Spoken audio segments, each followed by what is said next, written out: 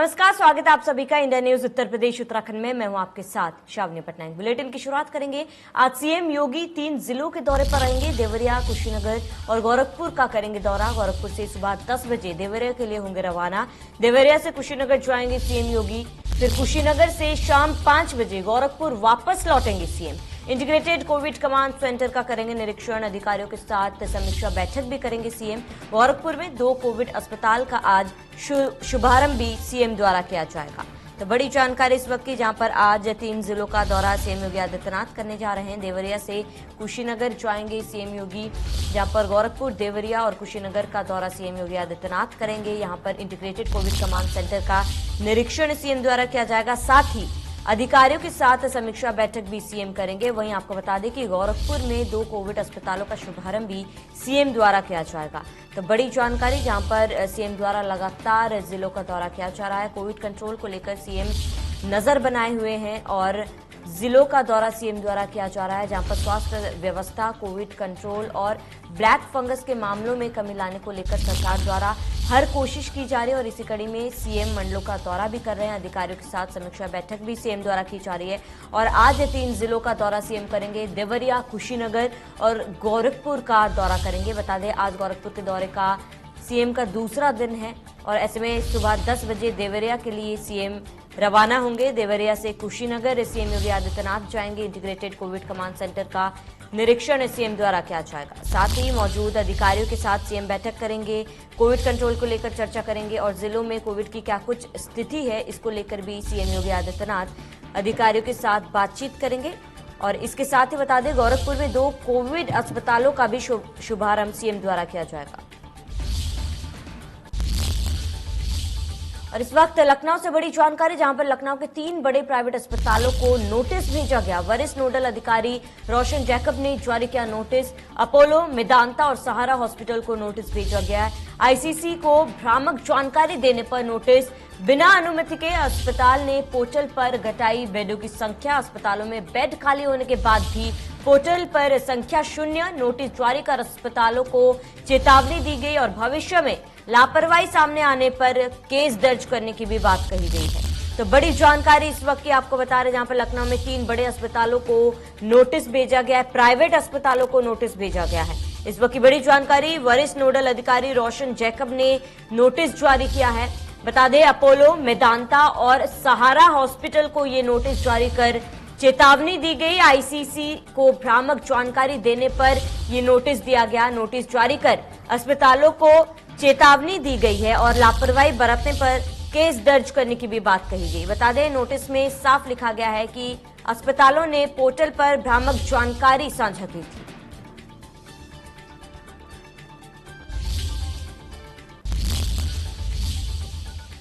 मंगलवार सुबह वाराणसी के सकट हाउस में पंडित छन्नूलाल मिश्रा ने मुख्यमंत्री योगी आदित्यनाथ से मुलाकात की। इस मौके पर पंडित छन्नूलाल की बेटी नम्रता मिश्रा भी मौजूद थी। बनारस घराने के शास्त्रीय संगीतज्ञ पद्म विभूषण पंडित छन्नूलाल मिश्रा की बेटी की कोरोना से मौत हो गई थी। इस मौके पर मुख्यमंत्री योगी आदित्यनाथ ने पंडित छन्नूलाल से अपने स्वास्थ्य का ख्याल रखने को कहा। इसके साथ ही विश्वास दिलाया कि उनकी बेटी की मौत की जांच होगी। उन्होंने पंडित छन्नूलाल से कहा कि आप काशी ही नहीं, पूरे देश की शान है, ऐसे में हमें आपके दुख सुख का पूरा ख्याल है। इस दौरान लगभग 40 मिनट की मुलाकात हुई।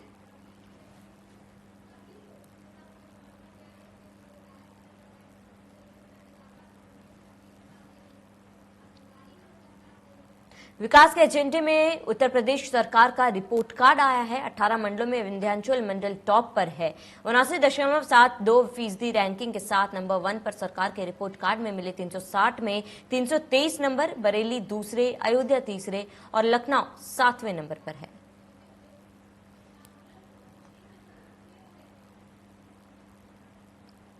उत्तर प्रदेश के मुख्यमंत्री योगी आदित्यनाथ 28 मई को नवनिर्वाचित ग्राम प्रधानों से मुखातिब होंगे। वे वीडियो कॉन्फ्रेंसिंग के जरिए उनसे बातचीत करेंगे। ये जानकारी मुख्यमंत्री कार्यालय से दी गई। नवनिर्वाचित प्रधानों को मंगलवार को शपथ दिलाई गई। ये पूरा कार्यक्रम वर्चुअल तरीके से संपन्न हुआ। बुधवार को भी शपथ ग्रहण का कार्यक्रम जारी रहेगा। उत्तर प्रदेश में पंचायत चुनाव 4 चरणों में कराए गए थे। 2 मई को नतीजों का ऐलान हुआ था।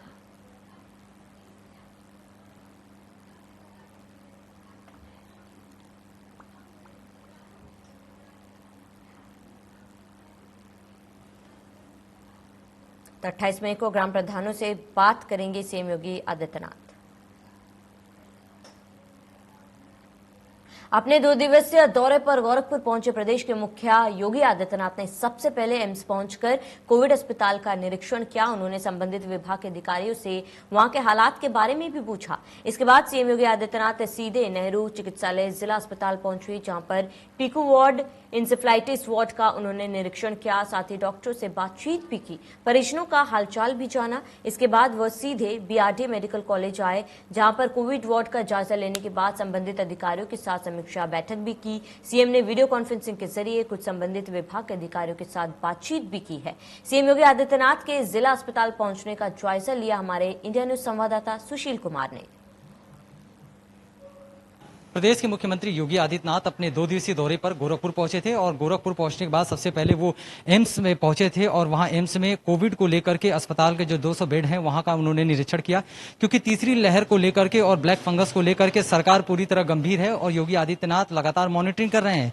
एम्स के बाद सीधे गोरखपुर के ये जिला चिकित्सालय यहाँ पे पहुंचे थे और ठीक पीछे आप देखेंगे ये इंसेफ्लाइटिस वार्ड है, आईसीयू वार्ड है, पीआईसीयू, यानी इस पीआईसीयू वार्ड में उन्होंने जाकर के वहां पे निरीक्षण किया है। और आप जो ये बेड देख रहे हैं ये पूरी तरह से तैयारी की गई है, यानी कह सकते हैं जो तीसरी लहर है उस तीसरी लहर को लेकर के पूरी तरह से तैयारी किस तरीके से होनी है, किस तरीके से यहाँ पे निर्देश देना है, उन सबों का यहाँ पे जायजा लिया सीएम योगी आदित्यनाथ ने। और बाकायदे यहाँ पे जो डॉक्टर्स की टीम है, जो पैनल है, उनसे भी उन्होंने बातचीत की है, उनसे भी उन्होंने और जो है चीजों को समझा है। और निश्चित रूप से कह सकते हैं कि योगी आदित्यनाथ लगातार मॉनिटरिंग करते हुए नजर आ रहे हैं और खास करके बच्चों के मामलों को लेकर के वो पूरी तरह से गंभीर है, क्योंकि इंसेफ्लाइटिस का जो प्रकोप था वो पूर्वांचल में पिछले कई सालों से जो है कहर बन के टूट रहा था, उसको उन्होंने अपनी सरकार में पूरी तरह से अब खत्म करने का काम किया है। और अब जब तीसरी लहर बच्चों को लेकर के जब आशंका जताई जा रही है कि अगस्त से लेकर अक्टूबर तक जो बच्चों को तीसरी लहर बेहद घातक है, तो उसको लेकर के सभी जिलों में मॉनिटरिंग कर रहे हैं और बच्चों के लिए पूरी तरीके से डॉक्टरों के पैनल के साथ साथ बेडों की व्यवस्था कर रहे हैं। अब यहां से वो सीधे बीआरडी मेडिकल कॉलेज गए हैं और बीआरडी मेडिकल कॉलेज जाने के बाद वहां भी कोविड अस्पताल का जो बेड है उस बेड का वो पूरा अस्पताल का निरीक्षण करेंगे और वहां पे समीक्षा बैठक भी करेंगे और साथ ही वीडियो कॉन्फ्रेंसिंग के जरिए संबंधित विभाग के अधिकारियों के साथ बातचीत भी करेंगे। और रात्रि विश्राम गोरखनाथ मंदिर में करने के बाद अगली सुबह फिर 2 कोविड अस्पतालों का वो यहाँ के लोगों को सौगात देंगे। Sushil Kumar, India news, Gorakhpur. अपने 2 दिवसीय दौरे पर गोरखपुर पहुंचे सीएम योगी ने गोरखनाथ मंदिर में गोरखनाथ बाबा का दर्शन किए। उन्होंने अपने गुरु ब्रह्मलीन महंत अवैधनाथ के दर्शन कर आशीर्वाद लिया। सीएम योगी रात्रि विश्राम गोरखनाथ मंदिर में ही करेंगे।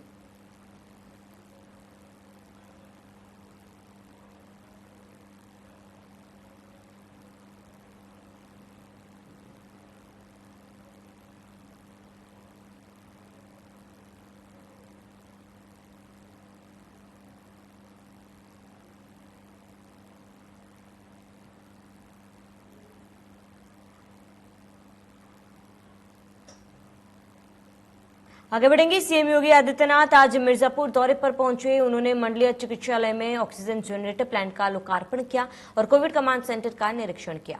सीएम योगी आदित्यनाथ ने गुरसंडी के प्राथमिक स्वास्थ्य केंद्र में चल रहे वैक्सीनेशन का निरीक्षण किया और उसके बाद मंडलीय सभागार में विंध्याचल के जनप्रतिनिधियों और अधिकारियों के साथ कोरोना स्थिति पर समीक्षा बैठक की। इस मौके पर सीएम ने कहा कि 1 जून से 18 से 44 वर्ष के लोगों का वैक्सीनेशन सभी 75 जिलों में शुरू होने जा रहा है।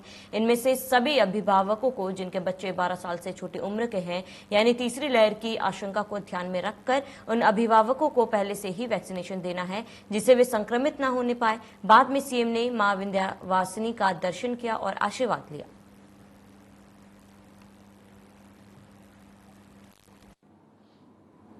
फर्स्ट वेव और सेकेंड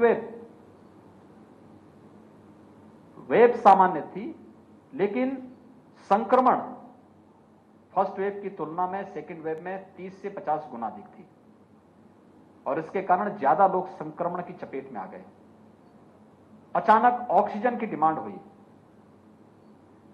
आज मुझे बताते हुए प्रसन्नता है कि ऑक्सीजन की इस डिमांड को ध्यान में रख करके उस समय तो भारत सरकार के सहयोग से ऑक्सीजन एक्सप्रेस और एयरफोर्स के विमानों के माध्यम से लिक्विड मेडिकल ऑक्सीजन को हर जनपद तक पहुंचाने की कार्रवाई हुई। बहुत सारे जनपदों ने बंद पड़े ऑक्सीजन प्लांट को अपने यहां संचालित करके स्थानीय स्तर की आवश्यकताओं की पूर्ति करने में मदद की। लेकिन भविष्य की चिंता हमारे सामने है। हर जनपद ऑक्सीजन के क्षेत्र में आत्मनिर्भर हो सके, पर्याप्त मात्रा में ऑक्सीजन प्लांट आज हर जनपद के अंदर लग रहे हैं और हमने हर जनपद को कहा है कि एक नोडल अधिकारी इसके लिए तैनात करिए जो केवल ऑक्सीजन प्लांट को स्थापित करने के लिए वहां पर निरंतर उसकी समीक्षा कर सके, उसकी मॉनिटरिंग कर सके। पॉजिटिविटी रेट लगातार डाउन हो रही है और रिकवरी रेट लगातार बढ़ी है, लेकिन हमें इतने भर से शांत नहीं रहना है। निगरानी समितियों ने बेहतर काम किया, डोर टू डोर सर्वे का काम, समय से उपचार के लिए मेडिसिन किट के वितरण का कार्य, आरआरटी की टीम ने तेजी के साथ टेस्ट की क्षमता को बढ़ाया। फर्स्ट वेव में जब पहली बार उत्तर प्रदेश में कोविड पॉजिटिव का केस आया था, हमारे पास एक भी टेस्ट करने की क्षमता नहीं थी। हमने एनआईवी पुणे सैंपल भेजे थे। आज उत्तर प्रदेश 3.25 लाख टेस्ट प्रतिदिन करने की क्षमता विकसित कर चुका है। हमारे पास फर्स्ट वेव के प्रारंभ में एक भी बेड्स मौजूद नहीं था। आज हमने भारत सरकार के सहयोग से 80,000 से अधिक हमारे पास वेंटिलेटर और आइसोलेशन बेड्स मौजूद हैं। आज वैक्सीनेशन का कार्यक्रम भी बृहद स्तर पर पूरे देश के अंदर चल रहा है और उत्तर प्रदेश भी उसमें अग्रणी भूमिका के साथ कार्य कर रहा है। टेस्ट की क्षमता अगर आप देखेंगे तो उत्तर प्रदेश 4,70,00,000 से अधिक टेस्ट संपन्न कर चुका है और वैक्सीन की अगर आप बातें देखेंगे तो 1,65,00,000 से अधिक लोगों को हम अब तक वैक्सीन दे चुके हैं। हम लोगों ने अगले फेज में एक व्यवस्था की है कि वैक्सीन एक सुरक्षा कवच है और इसके लिए 45 से ऊपर आयु के सभी लोगों को मुफ्त में वैक्सीन भारत सरकार दे रही है, लेकिन 18 से 44 के बीच में राज्य सरकार को वैक्सीन लेनी पड़ रही है।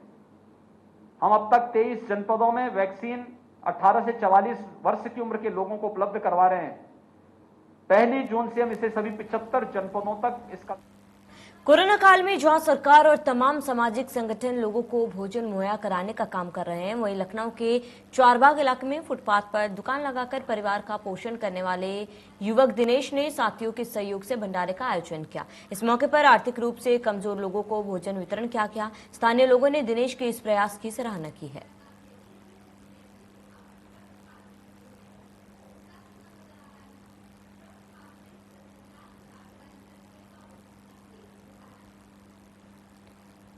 उन्नाव में कम्युनिटी किचन गरीब संक्रमित परिवार, एम्बुलेंस स्टाफ एवं बेसहारा लोगों के लिए काफी मददगार साबित हो रहा है। निजी खर्च पर हिंदू जागरण मंच कम्युनिटी किचन चला रहा है, जहां से हर दिन 1000 से अधिक लंच पैकेट जरूरतमंदों को पहुंच रहे हैं। साथ ही सूखे राशन की किट भी बांटी जा रही है। इसके अलावा संक्रमित मरीज के परिजनों की मांग पर निःशुल्क मेडिकल किट भी उपलब्ध कराया जा रहा है। हिंदू जागरण मंच प्रांतीय मंत्री विमल द्विवेदी के नेतृत्व में 10 मई से शहर के कॉलेज रोड पर कम्युनिटी किचन चल रहा है। युवा कार्यकर्ता सब्जी एवं पूड़ी तैयार करने के बाद लंच पैकेट को पैक करते हैं, फिर बाइक से प्रवासी श्रमिकों, गरीबों, बेसहारा संक्रमित परिवार, एम्बुलेंस स्टाफ, चौराहों पर तैनात पुलिस कर्मियों एवं मंदिरों के आसपास रह रहे भिखारियों को लंच पैकेट वितरण करते हैं। वहीं होम आइसोलेशन में रह रहे मरीजों को फोन कॉल पर निःशुल्क मेडिकल किट भी उपलब्ध कराया जा रहा है। लंच पैकेट के साथ मास्क देकर 2 गज की दूरी एवं मास्क है जरूरी का संदेश भी दिया जा रहा है।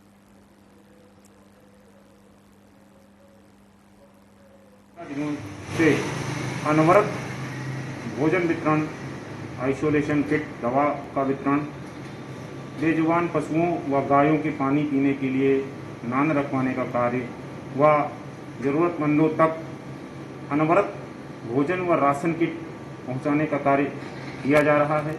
आप देख रहे हैं कि लगातार गत वर्ष भी 3 माह के लॉकडाउन में हिंदू जागरण मंच द्वारा अनवरत भोजन वितरण व अन्य आवश्यक वस्तुएं ज़रूरतमंदों तक पहुंचाई गई थी। इस वर्ष भी लगातार दिव्यांगों में, मरीजों में व मरीजों के साथ आए तीमारदारों में, ज़रूरतमंदों में व फोन पर मिली सूचनाओं पर उनके घर तक आवश्यक वस्तुएं। किंग जॉर्ज चिकित्सा विश्वविद्यालय में अभी तक ब्लैक फंगस के 159 रोगी भर्ती हुए हैं। 10 रोगी पिछले 24 घंटों में भर्ती हुए। पिछले 24 घंटों में 16 रोगियों की सर्जरी की जा चुकी है। वहीं पिछले 24 घंटों में 1 रोगी की मौत हुई है।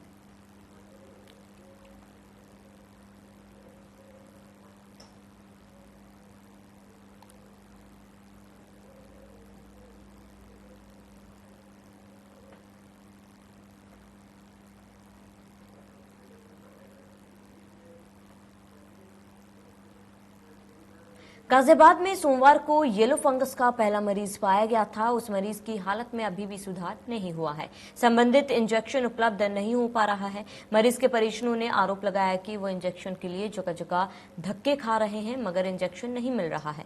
येलो फंगस के मरीज के हालात अभी अच्छे नहीं हैं। डॉक्टर ने बताया कि जो इंजेक्शन मरीज के लिए चाहिए वो इंजेक्शन नहीं मिल पा रहा है। एक दिन में करीब 6 इंजेक्शन लगाने पड़ते हैं। ये इंजेक्शन 21 दिन चलेंगे। ऑपरेशन के बाद सिर्फ 50% इंप्रूवमेंट देखने को मिला है। बाकी का इंप्रूवमेंट इंजेक्शन लगने के बाद ही होगा।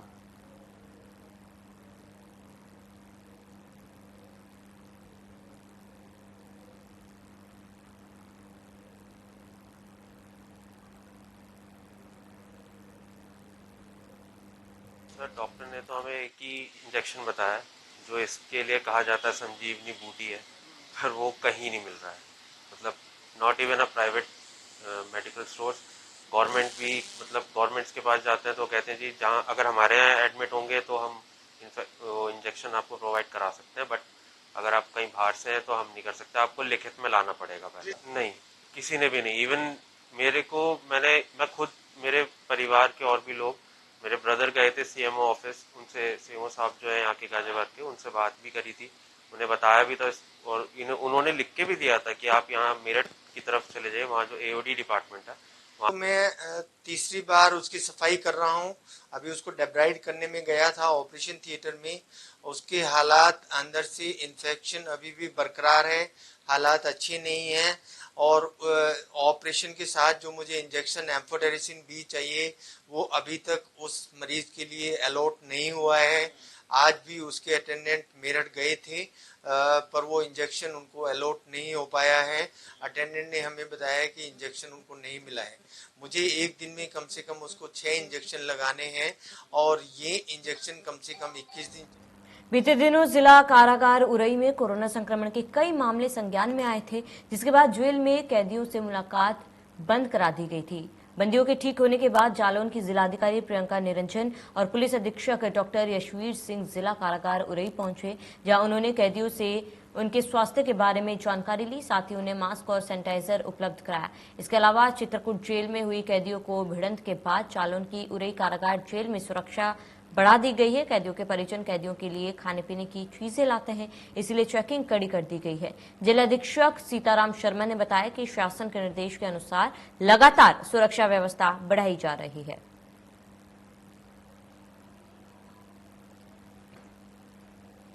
जेल मैनुअल में और समय समय पर जो भी शासनादेश जारी होते हैं, मुख्यालय से निर्देश दिए जाते हैं, उनके साथ साथ सामान्य परिस्थितियों की देखते हुए अपने सामान्य डिस्क्रिप्शन पावर इस्तेमाल करते हुए पूर्ण सुनिश्चित करते हैं कि कारागार में सारी सुरक्षा व्यवस्था मानकों के अनुरूप रहे।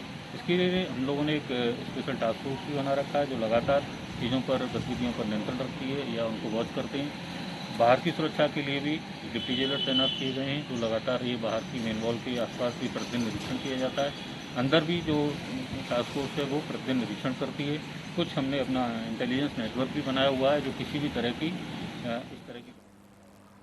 यूपी सरकार के पशुपालन एवं मत्स्य पालन मंत्री लक्ष्मी नारायण चौधरी एक दिवसीय दौरे पर बदायूं पहुंचे, जहां उन्होंने नगर विकास राज्य मंत्री और राज्यसभा सांसद के साथ राजकीय मेडिकल कॉलेज और गौशाला का निरीक्षण कर किया। इस मौके पर उन्होंने कहा कि मेडिकल कॉलेज में पहले अव्यवस्थाएं थी, जिसको लेकर यहां के प्राचार्यों को हटाया गया और इसके बाद से व्यवस्थाएं अच्छी हैं। साथ ही ऑक्सीजन की किल्लत को दूर करने के लिए मुख्यमंत्री योगी आदित्यनाथ ने एक ऑक्सीजन प्लांट लगाने के निर्देश दिए हैं। इसके अलावा मेडिकल कॉलेज में भी सभी व्यवस्थाएं हैं, उसका लाभ लोगों को मिल रहा है।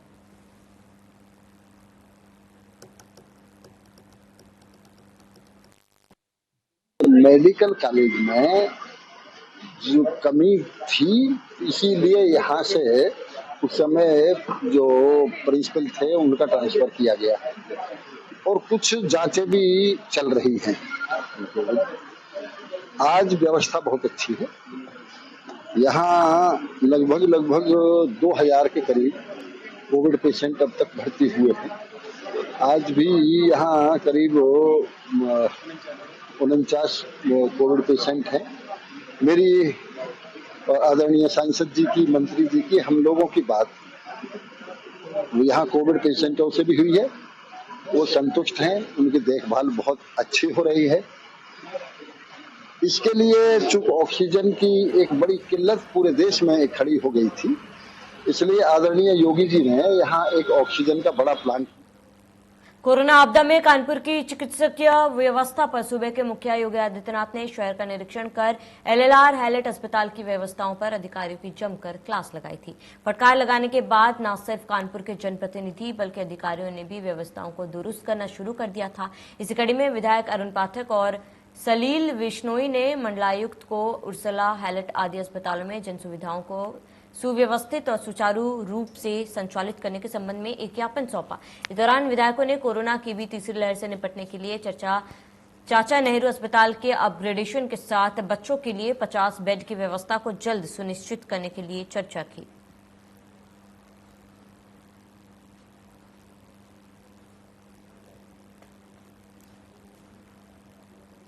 माननीय जो एमएलसी है सलील बिश्नोई जी और माननीय एमएलसी अरुण पाठक जी आए थे आज मिलने के लिए, और ये 2-3 दिन पहले माननीय मुख्यमंत्री का यहाँ पे भ्रमण हुआ था और कानपुर डिवीजन के कोविड के जो तैयारियां हैं उसकी उन्होंने समीक्षा की थी।